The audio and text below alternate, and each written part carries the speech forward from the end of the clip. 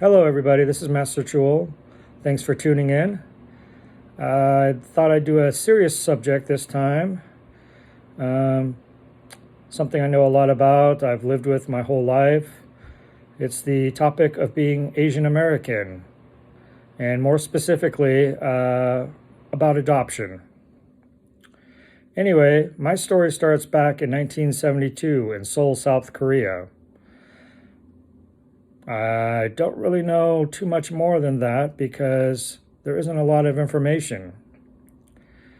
At the age of 2.5, I was found in a train station wandering around by myself.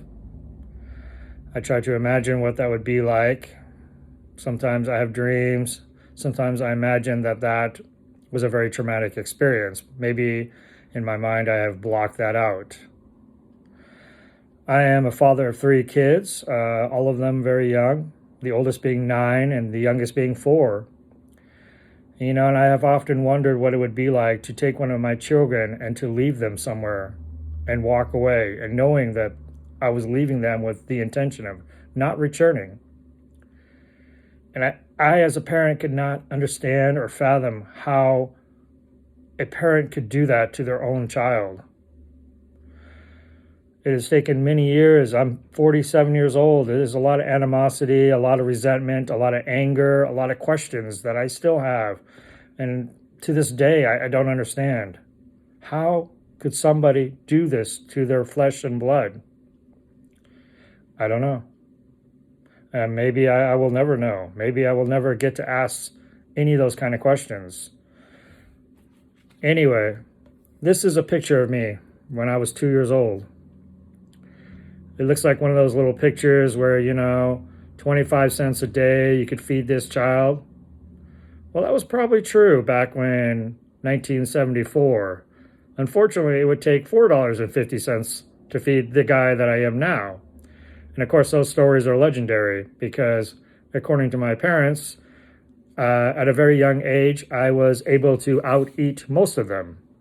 And it is a story that they love to share. I was the king of the buffet, yes. I still love to eat, yes. It is something I still enjoy doing, to my disdain and unfortunate circumstances. I probably should be eating less, yes. What is it like being adopted? In a nutshell, it's very difficult growing up in an American family when you don't look like your family. And yet you don't fit in with Asians because you're not really, quote unquote, Asian. You don't speak Asian. You don't come from an Asian household. And your mother, your father, your sister, all are white, Caucasian, and you are Asian. And people would look at you and think, are you with these people? And they would go, yeah, he's with us. And growing up in school, of course, I got teased. I got picked on. The whole Bruce Lee, the slanted eye, the heavy Asian accent, And I think I grew up and I used humor, and humor became a way of dealing with that pain and that frustration of being picked on and bullied. And so if everybody was laughing, usually if people are laughing, they're not laughing at you. You can get them to laugh with you. And in a way, you can control the situation by being the comedian, the funny person. And so I grew up trying to be the class clown, and I tried to be funny because that was a way I could mask what I really felt, which was pain and hurt. And it's difficult being an Asian American, and especially being an Asian American who doesn't speak the language, who doesn't really understand the culture. I never identified as being Asian. Growing up, I just assumed I was like everybody else until people picked on me and called me Asian and called me Bruce Lee and made, very heavy accent jokes towards me. And I was like, why are they doing that? And it wasn't until I was older that I could really identify that I was different. And obviously I look different. I must be different than everybody else. But there's other people out there who are Asian. I had Asian friends, but their parents were Asian, And And so it was a very hard to identify with other kids because I never felt like I felt in. Growing up Asian American, and as a teenager going into my adult years, there was always that stereotype of wanting to do well in school, and then I didn't fit that persona. I wasn't good at math. I wasn't good at sports. I wasn't in the chess club. I didn't fit the persona of being, the typical Asian American. I wasn't a nerd. I was just kind of like, didn't fit into any clique. My parents would send me to camps, where there would be other Asian American kids like myself who were adopted. We were adopted through an agency called Holt International. It's actually have this book here, which is actually autographed by the author. We used to call her Grandma Holt. She's since passed away, but I got this book autographed back in 1983. And it's actually the story of Grandma Holt and how she and her husband had started the organization Holt International, which adopted many children from Korea and later China and other Asian countries and brought them to the U.S. I myself came to the United States in 1974 and for the most part lived in Oregon my whole life, And I also had this folder here. This folder has a lot of information and files and things about the orphanage where I had stayed and my behaviors and the foods I would eat. And it is interesting to read these things, and a lot of them are in Korean, so I'm not able to read them. I would have to get them deciphered or translated. It was a difficult time. I went through a lot of different phases in my life, and I think as a young adult, I transitioned more into embracing my Asianness,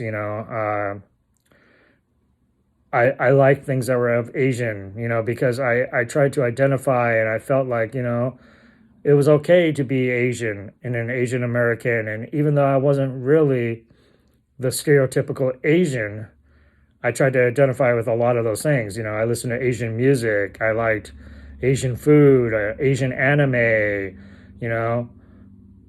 I didn't drive an Asian car. I mean, I drive a Volkswagen. That's a whole different video log there, but we'll get into that another time. But a lot of things, like I've always wanted to wear glasses because I thought, that would make me cool, look like the smart Asian, And then, of course, I never could wear glasses because my eyes were too dang good.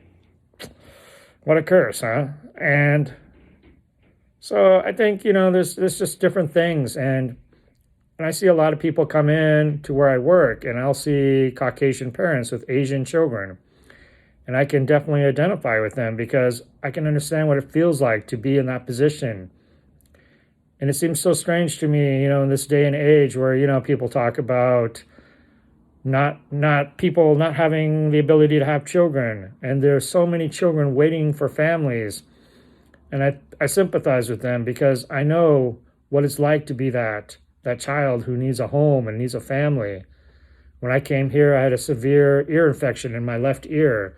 I have partial hearing loss in that ear, and I had I used to get really bad nosebleeds, and I did for quite a while as a child. And there's a lot of things that you grapple with throughout your life, and you try to deal with those things. And I had a hard time as a teenager, and you always feel like you're on the outside. You never feel like you fit in. At least that's how I felt. And it's hard to find your identity when you don't understand who you are or why the circumstances that had brought you to where you are now.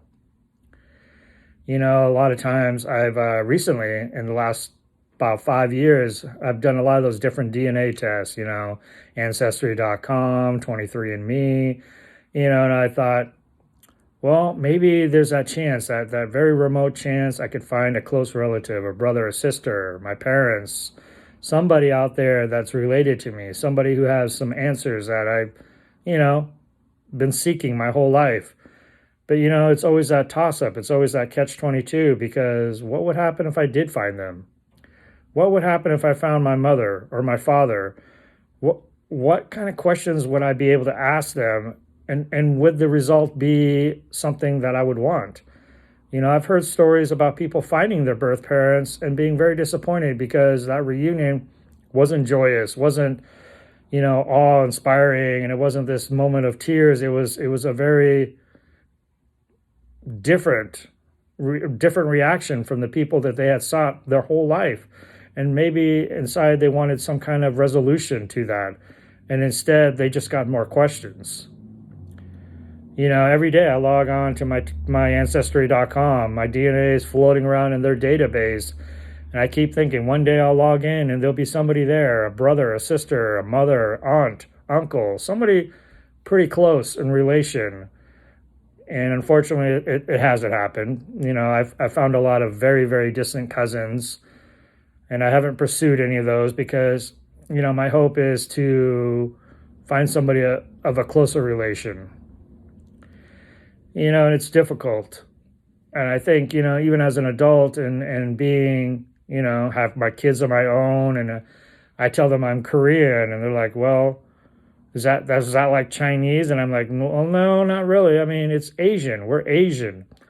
But, they also have that paradox of being half Asian and half American, and so for them, I imagine as a child, they have to make a decision as which they identify as, or if they'd like to identify as both.